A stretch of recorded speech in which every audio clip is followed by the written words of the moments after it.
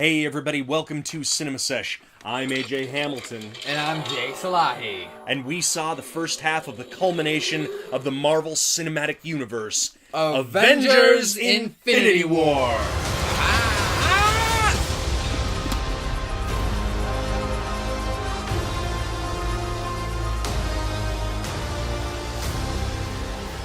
What was your initial reaction? So the first time I already said, listen, we've all heard me complain about certain things in Marvel. And Yeah, I of said, I'm course. going to have all of those problems in this movie. Naturally. And there's no reason for me to go into and magically think that the problems I've had consistently are going to disappear. No. But I've seen these 18 movies, each an average of about 6 times. Jesus Christ. And you watched all of them before this, right? And I watched all of them before Sure, this, of you know. course. So I was prepared. I was Yeah. as ready as you could humanly be for Infinity War. Yeah, of course. And in that sense, I had a great time, and I was Okay. on the edge of my seat. I was just like soft or not completely over the moon about it. Oh, no. Which I think people Yeah. need to take a step back and realize, like, this movie is made for the fans. Yes, And it's kind of of like course. a TV show. Like, it is. It's a big TV show. Oh my god, this is the payoff. Yes. So when you're invested in This season is the 8, season finale. no or matter whatever. who you are watching it, Yeah. you're going to have the time of your life. Even if you end up being that guy who's like, I didn't really like season finale, that night with your friends when you got the drinks and the pizza and Totally. you watched, you had an A+ night. Absolutely. So I think there's that walk-out experience where everyone's like, "This is the best movie ever," because you had that experience because it's the end of whatever this is or the start of it. Yeah. But as a movie whole, I think it's not it's not the greatest thing ever. I don't think it's the best Marvel film. I don't think it's that, but it is definitely a good fun time, and they did a pretty decent job of tying it together. But however, unlike the Russos were touting before, which I knew it wasn't going to be, it is definitely a part 1 movie. It's definitely a part 100%. 1, but I mean, this is something that you can't balance everything. I was on cloud 9. Honestly, I thought that there were people that I would have liked to see focused on more characters, but what I saw, and as a movie in itself, seeing it almost be the bad guy's story, was twistedly enjoyable. Like I loved the fact that last scene was the bad guy being happy. It was almost like the inverse of a Marvel movie. I mean, being a fan, I knew it was going to end with Thanos winning, Of and course. either snapping his fingers and ending, or snapping his fingers and then having what he wanted. The fallout. Yeah, to an exactly. extension. But Thanos in this movie is a fucking badass. Dude, I think a lot of people complain about his power levels and different stuff like that. That's something But I want to talk about, because I actually don't know as a fan. I need to ask you a question real quick. Sorry. Okay. What is the power level of a regular person on Titan? Because that's what I don't understand through. Like, Have no is it idea. because the Power Stone that his skin can't get broken, or is it like even if he didn't have that, would he be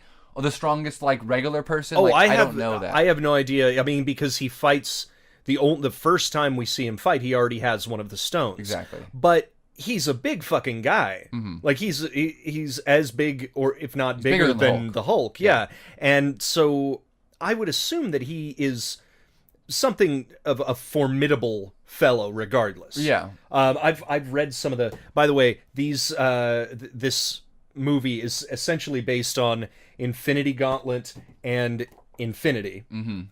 Infinity is where we meet the Black Order. Okay. Which we'll talk about later. Yeah. But he is a badass even without the powers. So yes. Okay, that's what I was basically getting at. I didn't know. I have no correlation with understanding that, so I didn't know. Okay. Oh, of course. Yeah, but I also think that if these stones are so powerful, his power level is inconsistent with what he should be able to do. Yes, 100%. But I will say that I think he either was toying with them, or he was swatting them away, underestimating I think them, that's... and he was like, "Nah, don't worry about it. I don't have to use all of this thing." Or he doesn't know how the powers work. I think that's what it is. I honestly don't think, because he is actually. I think they tried to. I don't think they say it outright, but I think what they're trying to showcase is that, you know, Thanos wants to kill half of the worlds. Yes. And he saves Gamora, and that was the balance. Him saving Gamora in that scene is the balance. It's him giving balance to that world in his mind, right? So I think he doesn't actually kill people like some villains do out of enjoyment. Or out of, I mean, he maybe wants to have fun beating up Hulk, but out of just like killing to kill, there's somehow a deep reason in why he's killing you. Yes. Right? So he's insane. He's got a point of view. So he doesn't want to just outright murder the Avengers because theoretically half of them have to live for his plan to be correct, like just in his mindset, right? Yeah. So he's almost like the Two-Face of the Marvel universe. Yeah. You know? So he does. Yeah. So it's like he can kill them, but he feels like it's so easy that he's not trying to. He's almost like you're saying, he's pushing them away for now. Yeah. To achieve his bigger goal, not realizing that I think he has to stop them first. Right. I thought that this was an interesting focus on Thor and Tony. They were definitely the leads of this movie, wouldn't you say? I guess. I mean, well, who would you put, because it's such an ensemble piece? Well, who would you put as the leads? It's Thanos as the lead, but of course, I feel like there's no one actually has. I know it's a part one, but there's no character arcs really fulfilled outside of Thanos. No, and that's what that's to your point of it's the finale, because it's more of just an event rather than a movie. Yeah, obviously this was just an A to B thing. There was a problem. These guys were trying to fight against it. Yeah, but my problem is it's too simple, and I think that they don't. Okay. It's not a full movie, like in the sense of like, I mean, look at event like who they're fighting at the end. I don't know the point of the third act. Like, there's a couple falsities in this movie that I feel like this is why the fan thing steps in. I think fans can't take a step away. The movie in this third act, for example, hinders on our care for a romance that has existed for half of one scene. Whose? Wanda and Vision. Like, it's all depicted on saving Vision's life and their romance and stuff like that. But, like, as someone who doesn't know the comics, doesn't care about all that stuff. That's true. Theoretically, we've seen half a scene. Like, we saw them in this movie the first time we've seen them together. And they were kind of friends, they were friends. Least. There was two scenes. He, like, went through the door, and then she made her food, which is, like, one little food joke scene. You know, it hinders on that, which is fine. Yeah. But the whole fight is kind of based off that emotional core, which isn't quite deep enough. But also, Thanos' Black Order come, which we know nothing about. Where are they? How do they know Thanos? With that? They're other children of Thanos. I guess. But who are they come from? Those creatures. I have no idea who they are. Are they made? Are they a race? Where they come from? They're called Outriders, and they are what's it called? Genetically created assassins. I'm pretty sure it's never said in the movie. No, it's not. But see, that's not. That I don't think the name is said. But it needs to be said, like, and I'm not saying it's you need it. The movie works, but I'm comparing Avengers 1. Yeah. There's a more of a threat. It opens with the Chitauri leader saying, "Loki, you are ready to lead us and our army to Earth." Then the movie goes on. It's great pace. And then at the end, they goes, "Army, right?" And they explain they're the Chitauri. He goes, "Who's coming?" And Thor goes, "It's a Chitauri. It's a leader of the thing."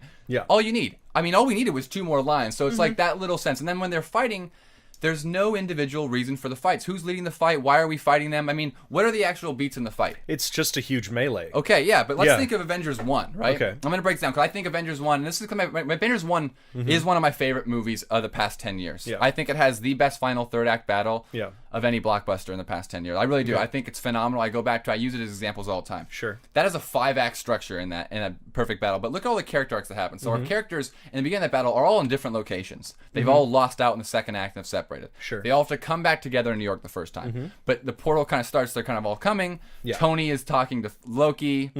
They do that stuff. Then the battle starts. Yeah. Thor, he goes up to help. Thor's fighting alone. They're all fighting individually. They haven't teamed up yet. Then they're all fighting alone. Then they meet up together and they're fighting, but they're helping each other, because like they come in on the plane, the Quinjet. Yep. They're laying them out. So we see intercutting. There's no real intercutting and connective shots between two characters helping each other. No, you have no idea where anybody is. Like, I think, and it's just a feel. So the scale's not quite as high. The ups and downs, and every character has beats and goals, and there are arcs made, because what happens is then the second act, they all come together fighting. Then they start losing, right? They're losing the battle. They're down and out. They can't overcome this after they've all got on the ground. Right. Then the Hulk comes. Yeah. The Hulk shows up. Okay, by the Hulk showing up, what happens there? He completes his story arc. Because he didn't want to be the Hulk, didn't know he can embrace it. He's like, I'm always angry. Full story arc right there. Punches it, boom. Then we get the full Avengers shot. Yeah. Team shot, full story arc, team coming together. Then you get a Cap. For the first time since getting out of the ice, first time modern day, and the first time in the Avengers giving orders to everybody. Sure. First time being a captain. Story arc right there. Yeah. But right there, he gives everyone a mission. You go to protect everyone 30 blocks out. Thor, you clog up the portal. We get the ground fight Hulk. You smash. Right. But right there, there's a goal. So when we're intercutting, we know what everyone's individual thing is. It's not mindless. There's more depth into the fighting in the third act. At the end. I absolutely agree. And then at the end, eventually they're winning, they lose, then they get more down and out. It's impossible. Then they have a chance to win, but they can't win, and they have to close the portal. And Tony has a full arc because he goes and closes that. So it's like, and that's a very like dead man's chest thing. Jack Sparrow comes back and closes it. Right. So it's a possibility to do it. I'm not saying we needed that much, but I needed just a bit more focus in the third act, because it's just not the peak level of, because I just feel like the third act of Ultron might be better too in the intercutting and stuff. And I just feel like watching it in a separate way, all of the action scenes of this individually aren't as well shot as Civil War. I don't think I want to watch them individually as a sequence as much as I do a lot of the other Marvel movies. And I just don't think it's as clean as a movie as the other Avengers films. No, you can't make it clean. Like I was quite disappointed personally by them making such a big deal of Captain America being in the trailers and then relegating him essentially to a side character. Yeah.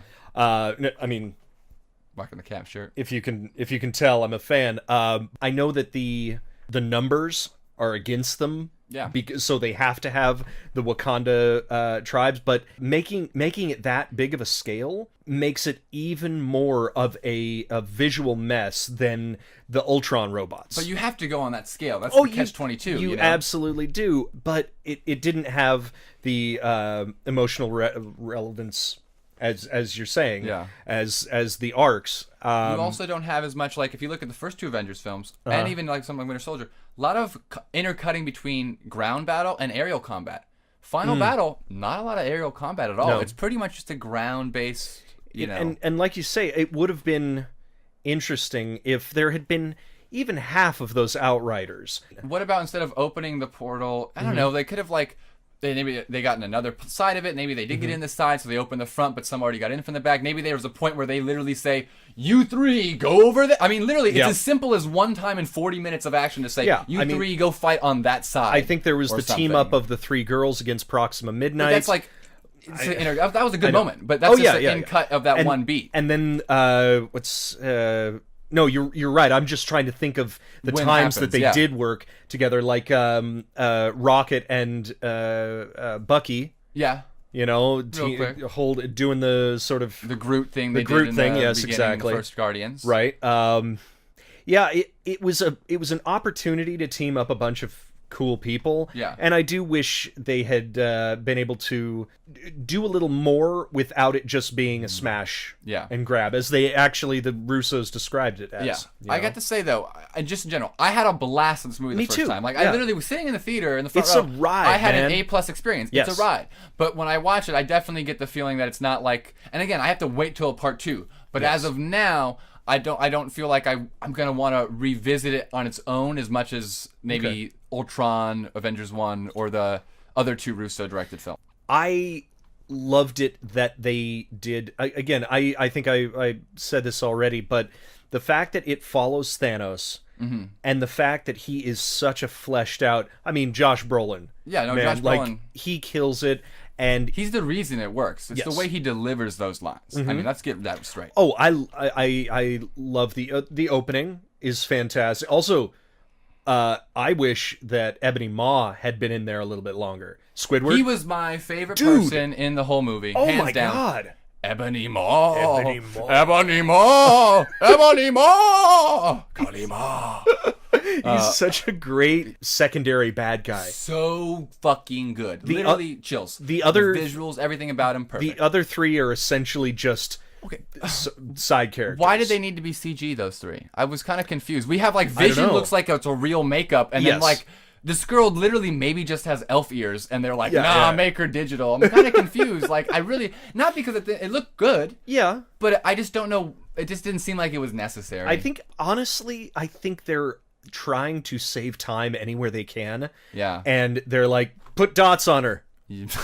Put a headdress and dots on her. We'll fix it in post. And then apparently, you probably don't know this, but according to Infinity, Proxima Midnight and Corvus Glaive... Those are the two dudes? No, the girl and the guy. The girl and the guy who attack Vision first. They're married. Oh.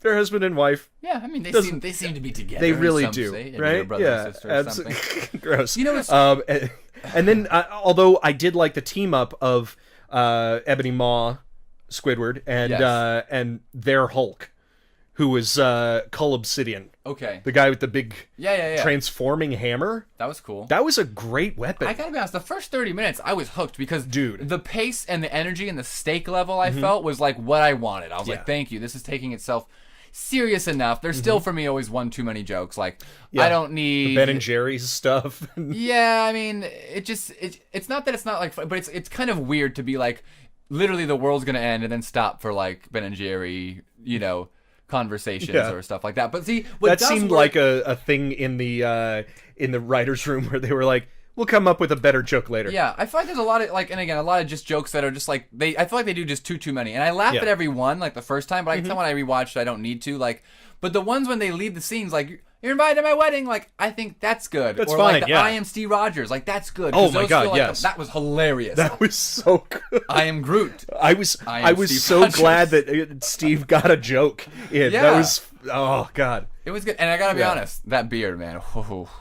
I'm a man, but I sold myself when I saw that. I was like, I see why the internet freaked out. When he came out of the shadows. With the train perfectly going behind. That was a very cinematic intro. That was such a great reveal. That fucking Avengers theme. And I got to talk about that. Alan Silvestri came back, and there's no one to thank but Kevin Feige. Kevin Feige is the reason we got the composer back, because supposedly the guy they kicked off, whatever his fucking name was it Ike Perlmutter or something, was that his name? The guy they kicked off the TV. Yes.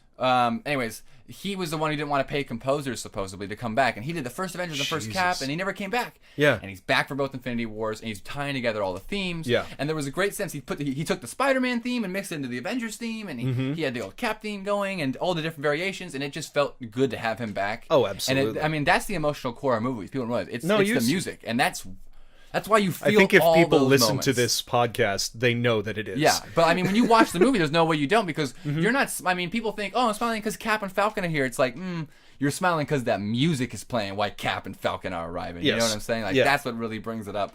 I wanted to go back to Thanos because he's a goddamn great bad guy. CGI look unbelievable on him. The only thing that bugs me, and I don't know why this is, hands. Yeah, it's weird. Weirdly, I like feel you. The uncanny valley doesn't even bother me anymore with the eyes being like. Well, I was just like, are they dead. too human looking? They just look like big. I don't know. They were almost like his fingers almost maybe looked, which I guess it makes sense. They look almost normal and long fingers, and I was like, you almost look so stubby. Like I was like, how do you actually do things with your fingers? It doesn't make. I don't know. Like handing her the bowl and stuff like that. I don't know. Yeah. I think his character is the only one that has an arc. Yeah. I think that was probably the Russo's intention. Absolutely. Which is fine. I've always thought it's part one, named part one, but they were just going around touting that this works as its own film. They've been saying that for a year, and it's not a part one, but it is part one. It is a part one in our sense. But from Thanos' point of view, it's not. That's the whole thing you're saying. And that's what I loved, is he goes through this, he has to sacrifice. He kills his daughter. Like, let's not... He's got like 1,000 adopted daughters. Fair enough, but let's take it as he's the main character. Yeah. And yes, this is his origin movie story. We see that he... I mean, he definitely cares about by her, any shorthand of movie telling, he is protective, and he loves his daughter. And I did not... I think the writing in this for certain scenes were amazingly effective, especially when she makes fun of him. I can see that. I gotta be honest. I can see that in a fucking Marvel comic. Could not stand that scene. I don't know. First of all, Gamora has there's 3 points of Gamora in this movie, and I didn't get into the whole thing. And it's like she says... Okay, actually, I'm going to go back and say the first point. Okay, the main point of it that I'm going to go back to and say is that it's not. It's a fun when you watch it, but when you think about it more, I just think they could have easily made Thanos stronger. And I think in the sense of like, and it's not necessarily his fault, Josh Brolin, but I don't like the sense that they have Doctor Strange say it's 1 in 14,605,000. Yeah. Right. But then when I watch the movie, it feels like it's pretty much the Avengers just not being able to make the right tough decisions what makes it happen. So like Gamora, for example, the reason I'm annoyed is because as an audience member, I just felt way too far ahead. Okay. And as a character, I feel like she's an idiot. You have to be one of the stupidest people I've ever seen to literally take Thanos, who you've talked about every time as how tough of a person, and then you said, kill me. You made a whole scene about it in the beginning of the movie. You made me sit there for 5 minutes, 2 times, and listen to you cry, and we have to kill you. And then... later, when you get a chance to stop it, you let Nebula live, which I'm like already kind of roll my eyes to. I'm like, all right, whatever, it's a movie. But they do it all the time with multiple characters. Then she does that, so another time. Then the third time, it's the reason she's laughing. Like she brings Thanos there, like already knowing this, and she thinks she won, and the fact that this character thinks she won and think that Thanos didn't really love her, maybe from her point of view she feels that way, but as an audience, we, as you are just said, we are so sold on the fact that Thanos does, that we're so far ahead of it that scene just comes off, and it just plays for a long time, that I'm just like, that's like one of the stupidest things I've ever seen someone do, is like take Thanos after you've made such a big point of you can't do it, to the place where you can get stoned and kill myself. I will say the setup to that scene is annoying, because she could have. Good. She could have. I'm saying the moment, just that moment, when he killed because yes, she could have not gone to face him. No. Why not do that? Don't get kidnapped. Like, literally, okay, absolutely. Guess what? If you go there, like, there's no two options. Like, well, how fucking stupid is she? Because if she goes there and it's like, oh, I don't love anything. Yeah. I'm still gonna try. I'm Thanos. I'm still gonna. He would have still killed her. He still would have grabbed her by the neck and thrown her over just to see what would have happened. Right. So, what was her plan? Yeah. Nothing. And it's like, you can't you can't ask people to kill you and let people live.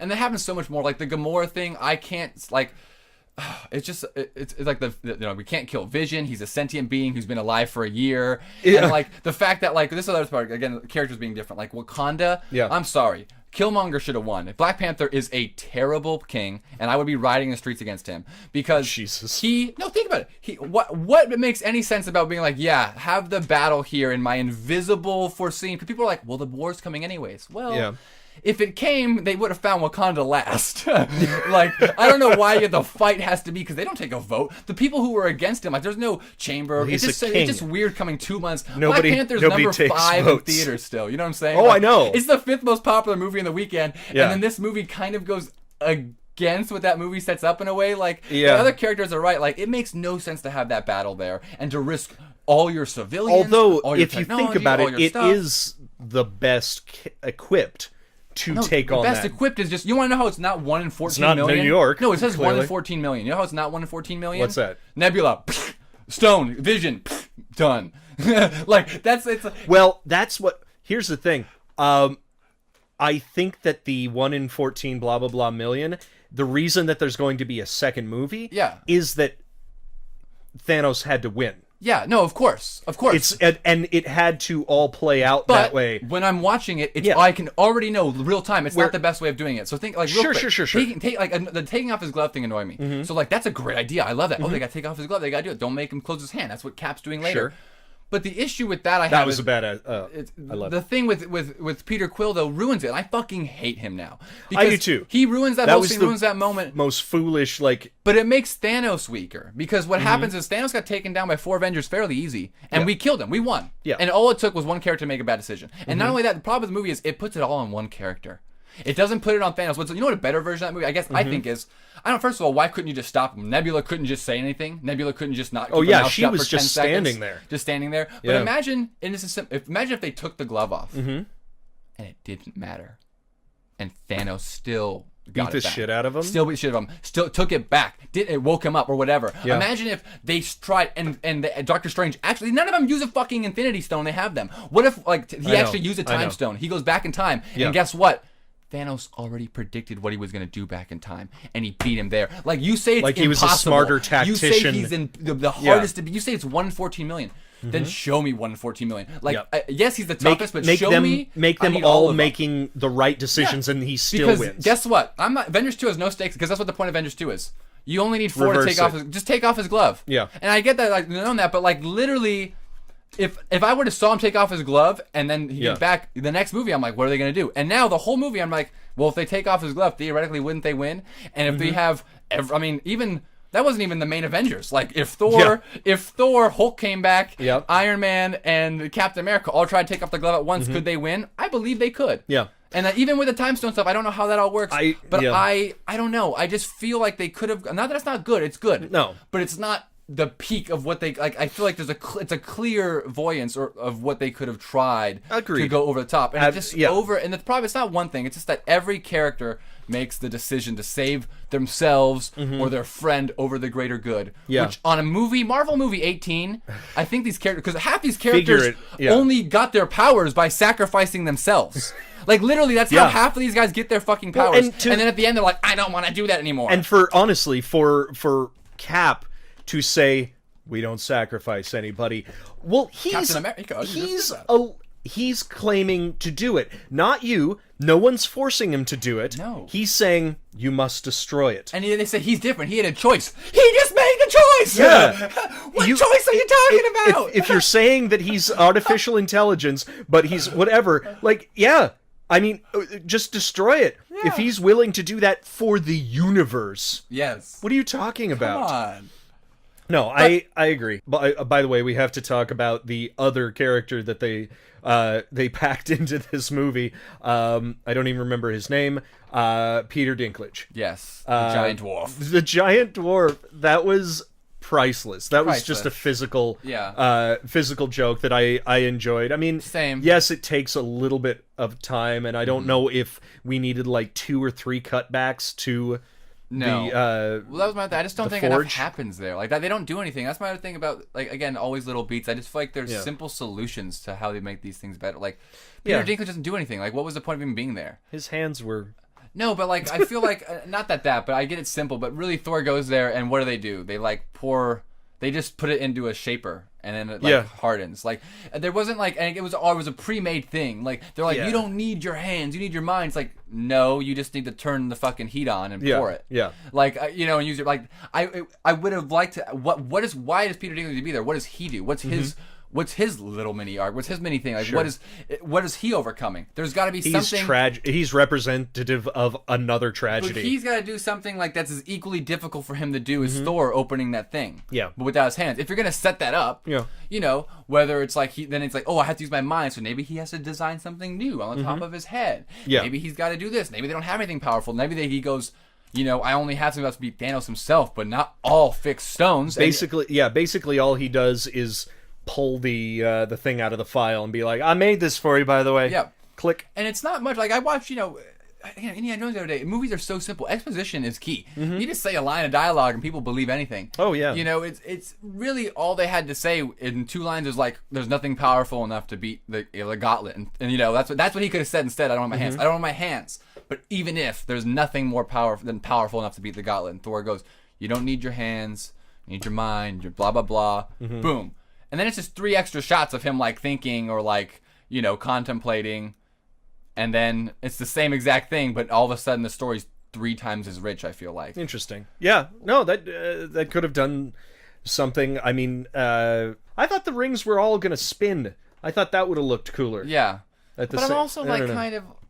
Whatever. It seemed a little easy to turn it all on. Yeah. No. Well, I didn't understand how that little pod could get those rings into whatever. And my problem is I'm thinking of other movies because I was thinking instantly of like, I was thinking of Desolation or Smog. Okay. They got to turn on they have to restart the mine to pour lava on top. And it's a big sequence for them. It takes multiple people, different places. Right. And this is bigger than that because it's a fucking moon or sun. So in my head, I'm thinking something a little more complicated, and it ended up being like, hold that open and pour. And I was like, all right. Yeah, exactly. Also, I go back and forth on whether I liked that's what kill you means. That joke. I gotta be honest, I thought it was, as a laughed. Joke hater, I thought it was funny. I loved that, actually. I was like, Thor's allowed to have more jokes now after Ragnarok. I'll give him that. Absolutely. Only if it kills me. Yes, that's what die means. I thought that was pretty funny. That's the thing. I feel bad complaining about jokes because I laugh at every joke. Oh yeah, in theaters with the crowd, but I'm always able to be like, "Will I laugh 6 years from now on the couch by myself, or will I sit there?" Yeah, it's like. But no, I mean, like I saw a thing online, and I guess I don't know if this is a good or bad thing too. It's what I'm talking about, and it had like a photo thing where they had a picture of like every single like villain or almost like most characters and like 12 characters on Facebook from Infinity War. Sure. And then like 12 different nicknames that they were given in that movie, like Squidward, that. Yeah. And at a certain point where like, it's funny, but if you think about it, it's like, do you need to make 12 jokes about nicknames in a movie about the end of the world dying? Yeah. Like, that really heightens into the thing of like... Yes, we're all strangers, but shut up. Just call the person by their name or whatever. Why do you gotta be... people sucking portals, you're like, Squidward. I mean, that's funny because it's Iron Man, but like every character's cracking jokes the whole fucking time. Exactly. Like, all right. It's like not everybody can be that aloof. God damn, man. Come on. Yeah. But I love seeing... going Going on that, I love seeing Tony and Doctor Strange together. That their arrogant egos hitting. Throw me in there. Where are we at? I still, because you've got the facial hair too. I got it. I would have. I mean, I don't understand. I think we've been all talking about how, oh my God, look, they both have the. Are the writers the only ones who didn't realize that everybody was going to compare their beards, and they should be like, you know what? I got to respect you because of the beard. Something like that. Yeah. You know, that would have been that didn't happen. Priceless. But I also liked Wong. One character that we mentioned, but we haven't really talked completely about is the Hulk. First of all, they made a toy, and I'm a big old nerd here. Yeah, get it. They made a toy that was the Hulkbuster armor, but inside of it was the Hulk. And he busts, like, there is a button on the back that busts all of the armor off of him. And you were like, that's yeah. I was like, screw you, movie. Because can you imagine him busting, like, getting punched and punched and punched and like, oh no, he's dead. And then he busts out as the Hulk? Holy shit. I know that they're doing this thing like a movie within movies where they are saying, this is Hulk's arc because we can't make an actual movie. Exactly. But I really wanted more from him than like impotence. Agreed. I'm sure we're gonna get a lot of Hulk in the next one. I'm assuming. I think so. But here's the question. I'm confused. But Bruce Banner still can't die though, right? Like if the Hulk doesn't want to come out and he shoots himself, will he live? Or will he die? I don't know, man. Because I think that need to be clear. Because the concept to me, I mean, maybe that's what needed to come across slightly. Yeah. Because Incredible Hulk is still canon. Yes. And Avengers and all that stuff's canon. Mm-hmm.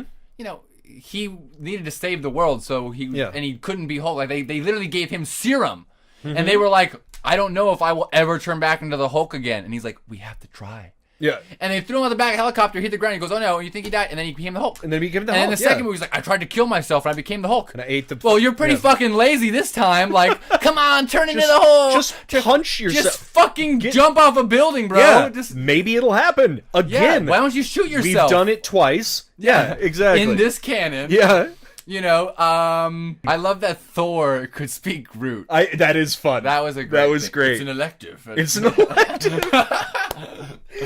Well, did you hear that James Gunn got to write all of the Guardians dialogue? Oh, really? Or something to that effect? Or at least sure they asked in him, the specific scenes, you know, not like group scenes. I'm sure. Would make sense. Yeah. I mean, I think that's good. There's no way the Russos didn't talk to everybody. Yeah. And that's something that, again, it's sad about filmmaking, Russos, which is like, I have to say, you're judging a film on what it's trying to achieve and on the scale. We're judging this on the highest scale possible of cinema. Yes. I mean, just in a simple fake, I don't think a lot of people realize. I mean, they've already established it, so it seems easy to do. And I feel like now you could walk in and they have a team that, you could accomplish it. But it is not easy to make tones of all those different characters coexist to match. And yes, all the movies in general have the same amount of balance between humor, jokes, and comedy. Right. But still, it's different to make those type of characters believable and work. Like, you don't, when it's working, you don't think about it. But even something like Guardians, even if you don't love the movies or do whatever, you're still, to an extent, buying a talking raccoon, buying a green person, buying a girl, buying this world. And that is hard enough. And to combine that with all these different things into one is a miracle. Yeah, and yeah, exactly. And to not have everyone just be so incredulous that this other ridiculous person exists in their world is, like you said, is a feat. And I think that the Russos were absolutely the ones to do this. Oh, 100%. Like, I haven't seen a movie in the 18 other movies that would have that the director showed the ability to use so many characters in so many ways and make it all unique. Because we say that it was just a bunch of CGI mess in some of the fight scenes. What do you expect at the end of the day, though? It's still more on Titan, more in Wakanda than on Titan. Yeah, because Wakanda was just sort of fighting the dumb CGI horde. Yeah. Right? Titan, you got to see the unique moves that all of the characters brought to it, and I love that. As Thanos stands still, and you stand in one place the whole time. Hey, he grabbed a moon from... No, I know. Another thing about Drax, and this is now we're talking about him, another carryover complaint from Guardians of the Galaxy 2. Okay. His name is Drax the fucking Destroyer. And the first movie, he's funny, you make fun of him, but he still has some cool fight moves, especially at the end. You know, he fight, even though he loses, Right. We see that he's tough in the prison. Yeah. And we see that when he tries to attack Ronan, and he loses, gets thrown in the yellow goo. Sure. And then at the end, he's got some good moments in the third act on the ship. Yeah. And then in the second movie, he's got the beginning, which kind of comedic, jumps out the ship and goes, ah! And he survives that, I guess. And he has nothing in the third act. No. He just saves him. And then in this movie, he's got that moment where he goes at his legs or something, I guess. He slashes but Achilles or something. He really is the butt of a lot of jokes now. And it works because he's funny, but I mean, just give me just a moment of tough destroying where I'm reminded, no, this guy, don't fuck with him. Right, yeah. No, exactly. Like, the stabbing of the interior walls is kind of comical. Because he and he's not helping at all. He's not destroying. He's being an idiot. In the comic books, and I think we found that his style of comedy works very well for the James Gunn Guardians of the Galaxy. Yeah. But in most comics that I've read of the Guardians, he's very stoic and usually has a big ass gun and his knives and is the biggest brawler. He's their Hulk, essentially. And maybe they were trying to differentiate that and just be like, we don't want just a smart talking Hulk. Mm-hmm. We want a different sense. But you're right. I think we can have both of the action and the comedy, and he can be surprisingly badass because he's Dave Bautista, for God's sake. Give him some wrestling stuff. Have him. I mean, let's not just have Thanos knock him down or turn him into blocks. The fact that he's not legit, he does that cool move in Guardians 1 where he does this big spin kick thing. Yeah. Why is every movie should have him? I mean, he's a wrestler. Literally, why doesn't he pick them up and throw them? Yes. Like, easy. Like, it can be so funny. Like, he can just make a joke out of it. He can go like, ah! You know, but you can also see how strong he is or something. He's also taken out like a little bit of a bitch by Tony. He's stood on. Yeah. You know, I mean, he didn't really give that much of a fight in that situation. So that's true. I don't know. That's the other thing. Yeah. I did like them that meeting rather than just everybody being like, "Hey, are you on our side? They go to attack. Can we do?" Yeah. First. No, that was a very interesting mini skirmish that we saw. The biggest question of the whole movie. Sure. Where's Hawkeye? Where is Hawkeye? Everybody was like replacing all of the faces with Hawkeye, being like, fixed it for you. Well, I think that his motivation will probably be that his family was wiped out or something. But this to is that why effect. I'm upset as a fan. And I'm sure that, and I know Jeremy Renner's not fucking happy about it either. I'm sure he's pretty angry. Yeah. And he didn't get paid for this one? He was supposed to be in Mission Impossible 6. And he's not? And the whole reason he's not is because of the Infinity War schedule, and no matter what they do, they couldn't make the days work. Yeah. So they were like, "You have to do Infinity War. You can't do Mission Impossible, no matter what." They were trying to. He even said, they was taking interviews. He's like, as of right now, I can't do it, but we're still working. I'm trying to get a small part in 6, and maybe try to get away from Infinity War to do this stuff. I like him in the Mission Impossible ones. He couldn't, and he was really on the interviews like, "I really want to do 6. I love Tom," and Marvel didn't let him do it to be in these movies. And then to not be in a part 1, and to me, I just feel bad for him. Yeah, and I'm just like, that's because I don't know, Mission Impossible looks dope. And I mean, it's fine. You know what would have been without him, but it's like so we actually get a couple of deaths. We get Loki's, Heimdall's, Gamora's, Visions, and before the snap. I think those deaths, I mean, some hope are real deaths, more or less. Yeah, but I don't think so. Actually, I know for a fact they're not, or some of them, because I know Loki's back in the next one. What? Damn it! Spoilers. Sorry, I never know. No. I'm fine with that. Well, there's footage of. No, I've heard that. Yeah. The next movie goes back in time because they're they go back to the third act of the Avengers because there's footage of them. Oh my God, that's right. They're reshooting the ending of the first movie, whether it's an alternate version or whatever goes back or they cut to it. Yeah. So that's whether right. he's dead or only alive in the past, sure, you'll see him again. Yeah. She said she's dead on Twitter, and I hope that they're all dead. Mm-hmm. I hope that those people are gone. Well, that would be a fascinating heightening of stakes. Yeah. But then the snap, everyone after the snap is coming back. Of course. And then some may re-die.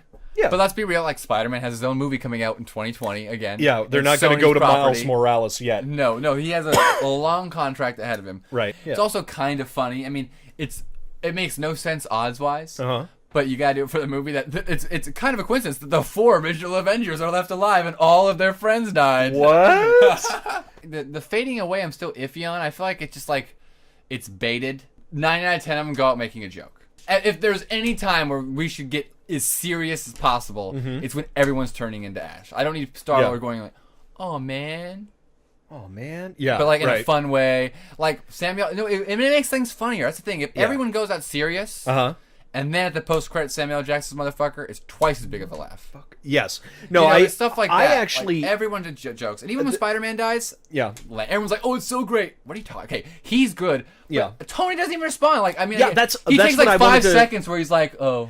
We've heard Tony scream like out of being upset that somebody like something happened. You know, like when he freaks out about Rhodey, he shoots Falcon. For God's sake, I mean that's. He is an emotional being, and also Rocket was very dispassionate about Groot disappearing. He was freaking out about the little twig. He was crying. Who else? He was crying before too. You're gonna die. Don't do this. Okoye reacting to her king being gone. Cap realizing that everybody's disappearing. Oh God. I think that that could have actually everybody's reaction. I think to the deaths were very half-assed. I didn't mind whatever they all said on a green screen stage. AJ. Yeah. But like, tell them you just lost your people. Like, also something that could have been solved, and I wish it had been done. I don't think that all of them knew the stakes. Yeah, I don't think each character knows how big the stakes are. I think if somebody had, because the guys on Titan knew that he was going to destroy all half. That was going back to that. I think that was a great exposition beginning. Yeah. Of like, if you haven't seen the movies, because these movies actually are designed in a way like if you've just seen the Avenger films, they work more or less. Like, and you can come in and kind Agreed. of. And they explain the 6 Infinity Stones very well. Yeah. The pace. Here are the 6 Infinity Stones. We're doing this. That's Thanks, what Wong was for. And a good intro. But like our other characters do not have that much understanding. They're like, really. wait, so bad stuff's going to happen? If the Captain America line of "Oh God" would have worked is if he had continued it with "He did it." Oh God, he did it. Because if Cap had somehow someone known, else says he did it though, right? Who else says it? Doesn't someone later say? I don't think anybody. Oh, Nebula. Yeah, because she's the only one who knows character what in these movies, what his plans were. Yeah. She was like, oh man, he's been talking about this forever. But if everyone had known the stakes, if everyone had known, rather than it just being a beam to the sky, that's the typical go-to thing of like, something's happening and it's gonna do something. If I saw a sky beam, I'd be pretty fucking scared. We gotta stop him. But it was all just like, this is a bad guy and we can't let him do the thing that he wants to get done because ? And they're all fighting just because ? And maybe Hulk knows more and he explained it to them. But but I still wanted it to be communicated to Cap or whoever was going to say it at the end that, oh God, he did it. Rather than her just being like, I guess he did it. But, that was so underwhelming that somebody on the ground realizing it for the first time, holy God, half of the universe has been destroyed. That needed to be communicated throughout everyone. Everyone had to understand the stakes. And I don't know. Yeah. I don't know if that was felt. Another question, and this is just me in hindsight thinking about how to up the scale. I guess I'm assuming they didn't do it because that's the next movie. Mm-hmm. But it would have been interesting to do some form of like if the third act was like just intercutting with other parts of the world somehow also getting attacked, or taken over, then intercutting with not only that happened, but now as they're disappearing, like you saw in the post-credits scene, you see like stuff crashing. But imagine like intercutting with planes crashing and things crashing, and then it's like everything. Oh God, like yes, exactly, because the scale, the fact that we're seeing 10 people disappear who us as fans know have movies about. But well, that too. But we also know have more movies coming later. Naturally. But also, let's see some regular people disappearing. I mean, we do see some of the Jabari and the everybody who's helping out in Wakanda. I'd be pissed if I was fighting. They'd be like, right? There's a lot of aliens. There's like a couple of us. Yeah. Also, this is other problems happening. Sure, we have those. No one uses their powers, dude. Black Panther's got a fucking suit that absorbs everything that happens to him. It does one time. He gets hit one time and then it spreads out. But don't they have all that cool Wakanda tech? They've got VR spaceships. We've got those spaceships. Yeah, exactly. Where they don't even need people to control. Like, yeah. Just you didn't have like, where's the rhinos? Where's the rhinos? What happened to the rhinos? That would have been cool. Anything. And before we talk about the post credit, last thing, because it's another post, let's talk about other post credits. Okay, sure. And continuing the flaw we've talked about before. Mm-hmm. If you haven't watched the post credit scenes in the movies, last time you saw Bucky, what happened to him? How is he in Wakanda? Like, it's literally like you have this whole thread that's only in post credit scenes. Which, no, I agree. And there's quite a bit of people who don't. Like Alex. Alex literally, again, we talk about edits feature films, doesn't watch post credit scenes. Yeah. Like we watched Spider-Man Homecoming and he tried to get up and I was like, yo, but we gotta sit. He didn't care.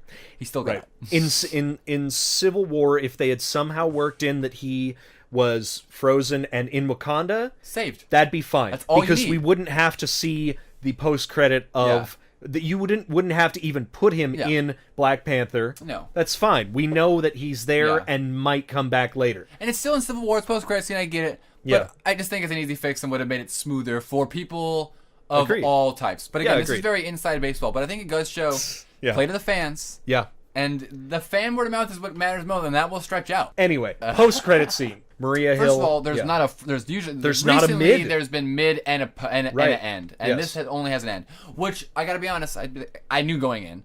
I didn't know, but I mean, I just knew that the Russos were smart to know you can't end on I knew Thanos was gonna win. Yeah. You can't end on the villain winning and then have a jokey scene middle, or something. Yes, of course. So I figured we'd get something. You gotta get a tease. Yes.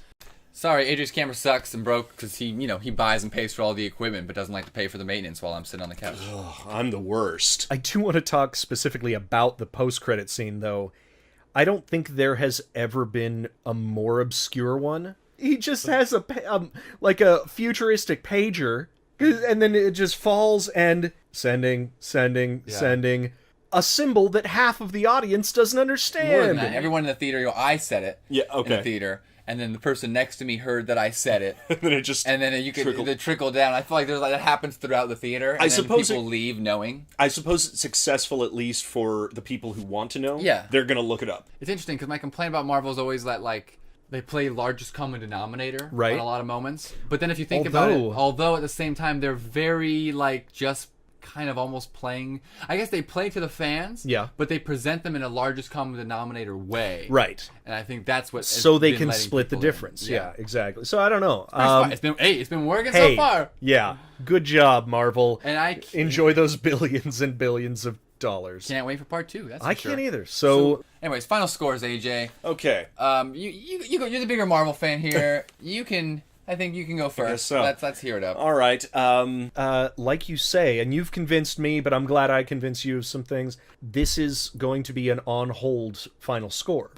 Like a to-be-changed, most likely, final score. I had such a great time both times that I saw it. In fact, seeing it again did not diminish my enjoyment of it at all. I'm going to say 4 stars. 4 stars. 4 stars, everybody. The first time I saw it, I was like 3.5, maybe 4 stars. Mm-hmm. The second time I saw it, I'm like, is it just a 3-star film? Oh, wow. I'm going to split the difference here and give it 3.5 stars. So, okay, not too far. And I liked at the end, all the other movies, Avengers movies and Marvel movies end with big fucking bombastic, cool credit art designs. Mm-hmm. Oh, nothing. And they can't. I mean, it was great. But the movie didn't get cheers at the end. I remember Age of Ultron, Avengers, Winter Soldier, everything. Especially in Los Angeles. Clap. Assemble. I gotta be honest, I'm the guy who wishes he said assemble. I do too. I mean, but that was the whole thing. The initial pitch from day one about that movie was when in the script it was like that, and he pitched it to Kevin and to Chris that you let the audience say assemble with you, and they're like, oh, we love that, and I'm like, nah. Yeah. Make him say it once, literally. Avengers assemble. I don't know. Whatever. Side note. They've assembled multiple all of times. them. Jesus. Before I destroy the universe, don't forget to follow us on Twitter, Instagram, and Facebook. Oh, and like and subscribe. Let me just destroy all of AJ's toys real quick No! before I die. Fuck me.